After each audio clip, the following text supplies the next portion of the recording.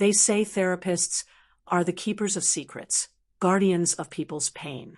I never imagined one day I'd become the center of someone's emotional storm, let alone my own.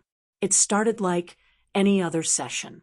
A gray Thursday afternoon, soft jazz playing in the background, and the familiar scent of bergamot from my oil diffuser weaving through the stillness of my office. The room was designed to be a haven, a safe space for healing. Velvet blue chairs, warm lighting, and walls adorned with calming art. A cocoon for vulnerable hearts. Before we begin, if you're a regular here, don't forget to like the video and hit subscribe. And if you're new to the channel, welcome, you're in for something special. Let's begin. That day, he walked in late, as usual, apologizing with that crooked half-smile that I had grown oddly accustomed to over the weeks. He wasn't like most of my clients. There was something disarming about him. Maybe it was the way he carried his pain. Not loud, not erratic, quiet, thoughtful, layered, like someone who had built tall walls but left the door half open, hoping someone might walk in. He was grieving a failed marriage. 18 years, 2 kids, and a wife who, according to him, had emotionally checked out 5 years before the divorce papers were signed. He spoke of silence at the dinner table, the ache of sleeping beside someone who had become a stranger, and the way guilt sat on his chest like an anvil, day in, day out. At first, our sessions were routine. Guided questions, gentle nudges toward self-awareness. But slowly, the boundaries blurred in the subtlest ways. He began to notice things. "You changed your hair," he said one day. "It suits you." Another time, he brought coffee from the shop downstairs. "Just thought you might need a pick-me-up." Small gestures. Innocent, maybe, but they lingered. I started to notice things too. The way his voice softened when he spoke of childhood memories. The way he leaned forward when discussing regret. The way he'd look at me, not as a therapist, but as someone he trusted deeply, dangerously. One afternoon it happened. A pause hung heavy in the room after a particularly intense breakthrough. He had just confessed how alone he felt, how he missed being seen. The silence wrapped around us like a heavy blanket. And then he reached out.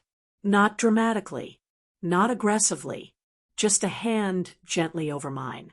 A touch, a move. His eyes held mine, hopeful, searching. My breath caught in my throat. For a second, an impossible, terrifying second, I didn't pull away. The room felt smaller, the walls closer, my pulse loud in my ears. I was a therapist. I knew this was a breach, but I was also human. A human who hadn't been touched in a long time. A human who had spent years listening to pain without ever releasing her own. I stood up. He looked away, ashamed. I could see it, the realization, the regret. "I'm sorry," he whispered. "I don't know what came over me." But I knew. This wasn't about lust, or even love. It was about loneliness, desperation, a misplaced connection trying to make sense of itself in the wrong space, at the wrong time. I ended the session early. That night, I sat in my apartment, glass of red wine in hand, the city lights flickering outside my window. I kept replaying it.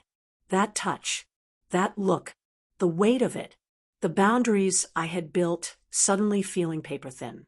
I questioned myself. Had I led him on? Had I missed the signs?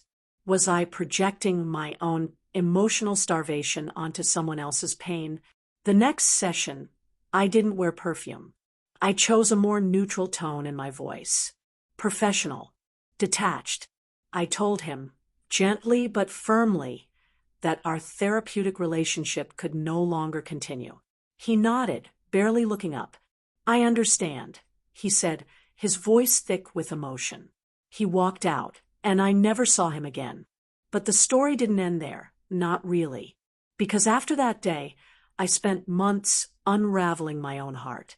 I sought supervision, therapy of my own, and journaled until my fingers cramped. I looked inward, asking myself questions I'd avoided for years. How did I let myself get so emotionally isolated? Why had his touch shaken me? Where were my boundaries? Eventually, I found peace. I forgave myself, not because I had done something unforgivable, but because I had forgotten to care for the caretaker within me. I learned that being strong doesn't mean being invulnerable, that even those who listen for a living need to be heard. Now, years later, I still light that same diffuser. I still play jazz in the background, but I've rebuilt the walls, this time with firmer bricks and clearer doors. And whenever I remember him, I don't feel anger. I feel compassion. For him, for me, for every lonely soul who mistakes kindness for love. Because the truth is, sometimes the people we lean on aren't meant to hold us forever, just long enough to help us stand again. If this story touched you, leave a comment below.